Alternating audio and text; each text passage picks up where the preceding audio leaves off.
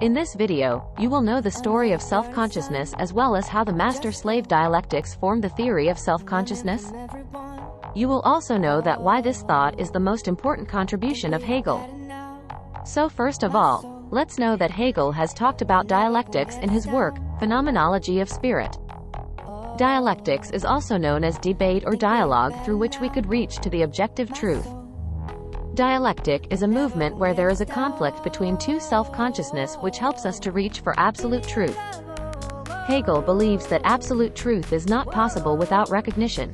This recognition is possible when one self-consciousness recognizes other self-consciousness and know its awareness. For understanding this, Hegel uses one story. He understands this in abstract way, and says that consciousness is journey towards self-realization. When two self-consciousness meets, either they ignore or would submerge into other. For example, we see in mirror, and whatever images is reflected in mirror, we consider it our own. In starting, they are not able to recognize one another. This makes it possible that one consciousness would die by submerging into other consciousness. But this death could be avoided if one consciousness accepts the subordinate position or slavery, and other consciousness would accept itself in master or dominating position. So both gets divided into master-slave position, and therefore they are able to survive each other.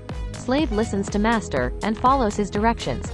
Slave gets freedom when he understands that master is also the same individual like it, and they don't have differences.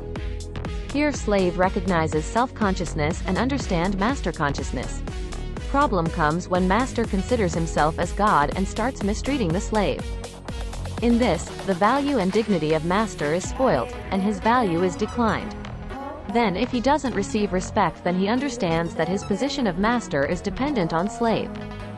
And if slave doesn't listen to him, then he could never become a master. In this way, he understands his limitations and achieves self-realization.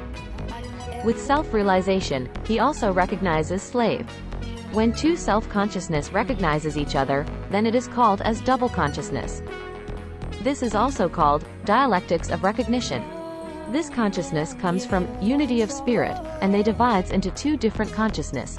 But after recognition, they understand each other and they again get submerged into unity of consciousness.